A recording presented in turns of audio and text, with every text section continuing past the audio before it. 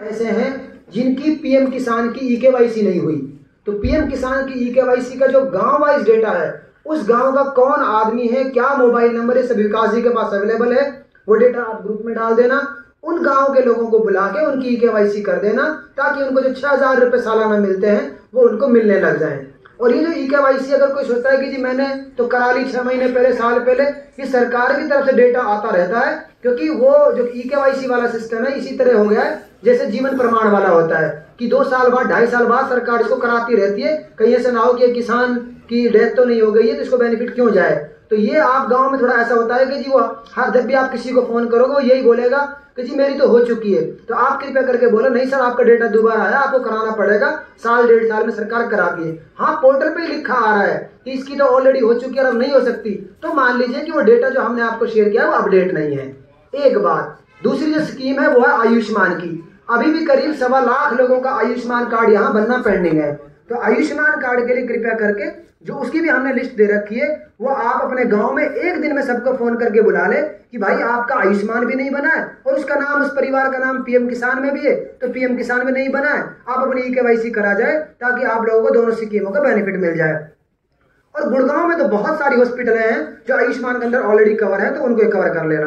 तीसरा जो काम है वो है पीएम सूर्य घर। मैंने जैसे आपको बताया था डी साहब आने से पहले, जिन घरों में बिजली की खपत ज्यादा है, यानी कि 2 किलोवाट 3 किलोवाट तक का जिन पे जो बिजली का लोड है, वो उतने लोड का सोलर जो है रूफटॉप के लिए अप्लाई कर सकते हैं। ये बेसिकली सर्वे हो रही है, आपको केवल सर्वे करनी है। किसी भी सिटीजन को यह नहीं बोलना है कि हम लगवा देंगे, लग जाएगा, केवल सर्वे करना है। जब भी सरकार किसी कंपनी को या ऑर्गेनाइजेशन को टेंडर देगी, उसके अकॉर्डिंगली फिर उसकी सर्वे कंप्लीट होने के बाद में उसको बेनिफिट दिया जाएगा। आप लोगों को इसके 24 रुपए दिए जाएंगे। तो ये 3-4 स्कीमें हैं, आयुष्मान, पीएम किसान, पीएम विश्वकर्मा और पीएम सूर्य घर। चारों की चीजों के लिए कैंप लगाओ आज से ही, और आने वाले 3 दिन में पूरे गांव के अंदर जितने भी लोग इसके एलिजिबल हैं, सरपंचों के साथ बैठ के, सरपंचों के साथ अपना समायोजित करके इन चीजों को इंप्लीमेंट करो। तो ये वाली वेबसाइट है, जब आप लोग रजिस्टर्ड कर देते हो, सरपंच वेरीफाई कर देता है, डिस्ट्रिक्ट एडमिशन अप्रूव कर देता है, एमएसएमई अप्रूव कर देता है, तो आपके पास यहाँ डेटा आ जाएगा इस तरीके से, जैसे मैं अभी दिखा रहा हूँ आपको। ये portals.pm-विश्वकर्मा.gov.in एक वेबसाइट है। इस पे इंटरेस्टेड कैंडिडेट में आपको जाना है। जब भी किसी भी सीएससी आईडी से लॉगिन करोगे तो यहाँ पे डेटा ओपन हो जाएगा। इस डेटा के अंदर आप देखोगे यहाँ सीएससी आईडी डालने की जरूरत नहीं है, केवल आपको जिस आईडी से लॉगिन करा ऑटोमेटिक आ जाएगा। यहाँ डिस्ट्रिक्ट में जाए, स्टेट में जाए आप, हरियाणा, डिस्ट्रिक्ट में जाए आप लोग, यहाँ पे मैंने गुरुग्राम सेलेक्ट किया। किस ट्रेड में आपने, जो ट्रेड वाइज अगर मान लो आपको मोबिलाइजेशन करना है, फॉर एग्जांपल मैं टेलर का करता हूँ,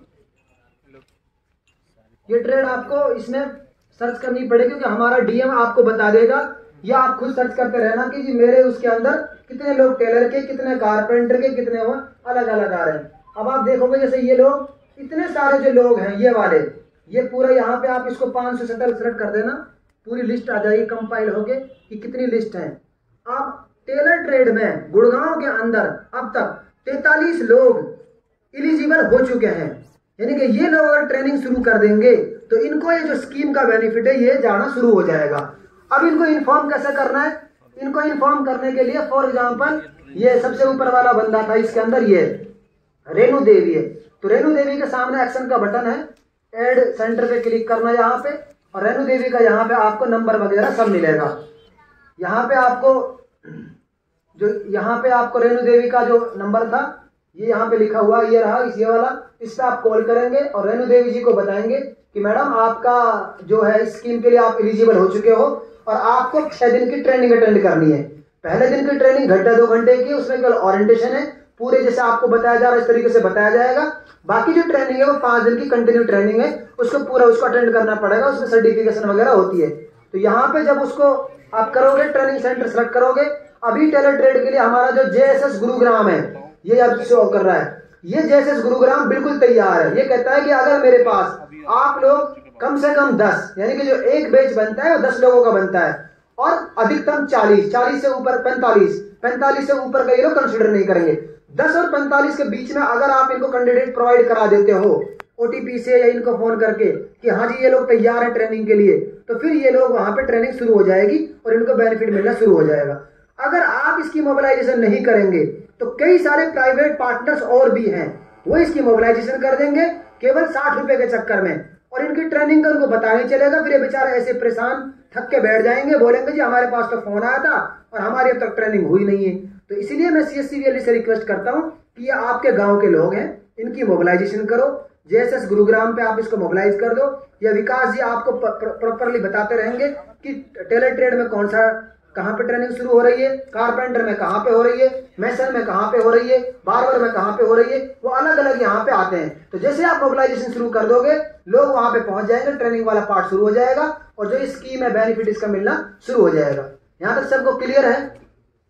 अगर मान ले कोई कहता है जी मेरे लिए दूर है, मैं यहां नहीं जा सकता, तो इसके अंदर 2 ऑप्शन है, पहला और दूसरा ऐड प्रेफरेंसेस का, तो दूसरा सेंटर चूज कर दो। फिर लेकिन कोशिश करो कि अगर एक JSS को कर रहे हो तो कम से कम JSS पे 15-20 तो लोग पहुंच जाए ताकि ट्रेनिंग शुरू करा ले। उसको वहां खाने का भी इंतजाम करना होता है, किराया भाड़ा भी का भी पूरा प्रॉब्लम बनाना पड़ता है। अगर वो 10 लोगों में 8 लोग पहुंचेंगे तो ट्रेनिंग शुरू नहीं कराएगा जब तक 10 ना होंगे, फिर 8 को भी दोबारा शुरू करना पड़ेगा। तो मिनिमम 10 होने चाहिए और या 40-45 होने चाहिए। यहां तक क्लियर है सबको? तो यही बेसिकली इस पूरी स्कीम का, अब चाहे इसको PPT के माध्यम से देख लो, चाहे वीडियो के माध्यम से देख लो, इस पूरी स्कीम का ओवरऑल यही है। आप रजिस्ट्रेशन करोगे, सरपंच अपनी ID पासवर्ड से वेरीफाई करेगा। सरपंच के पास ID पासवर्ड नहीं है तो BDPO ऑफिस में जाए या आप ममता मैडम से बात कर लें। आपका मिसमैच का कोई मसला है वो आपको ठीक करा देंगे मैडम, आपको ID पासवर्ड मिल जाएगा। और उसके बाद में आप गांव के जो भी एलिजिबल लोग हैं, आपको जो सही लगते हैं, हाँ इस स्कीम में ये लोग ऑलरेडी काम करते हैं, कोई जो भी है, चाहे कोई कुछ भी काम करता है, 18 ट्रेड है, उनका आप अपलोड कर दोगे, डिस्ट्रिक्ट एडमिन अपलोड कर देगा, MSME अपलोड कर देगा, वो डेटा CSC वालों के पास यहाँ जाएगा। आपको ये भी देखना है कि मेरे गांव के कितने लोग वेरीफाई होके आ गए, तो भी आपको आपका VLD बता देगा कि जनाब यहाँ पे इतने लोग हमारे गांव के इसमें वेरीफाई हो गए। आप बोलोगे जी मैंने 10 लोग अपलोड करे थे, मैं 5 ही क्यों आए, तो उनका भी ये पता लग जाएगा कि अभी पेंडिंग में है कि क्या है, वो सारा भी इसके अंदर आपको मेंशन हो जाएगा। इसके बाद में जब आप अपलोड कर उनका आप ट्रेनिंग करा दोगे, फिर इनको 5 दिन की ट्रेनिंग लेने के बाद में इनका सारा स्कीम का बेनिफिट मिलना शुरू हो जाएगा। ट्रेनिंग के लिए इनको जाने का भी पैसा मिलेगा, वहां पे खाना पीना भी मिलेगा, सारे सरकारी दफ्तरों को सुविधाएं मिलेंगी। क्लियर है? उम्मीद है आप सब इन चारों स्कीम का जो मैंने बताया है अपने गांव में प्रॉपरली कैंप लगा के आने वाले 2-3 दिनों में खत्म करोगे। Thank you. कुछ सवाल है तो आप हमसे पूछ लें।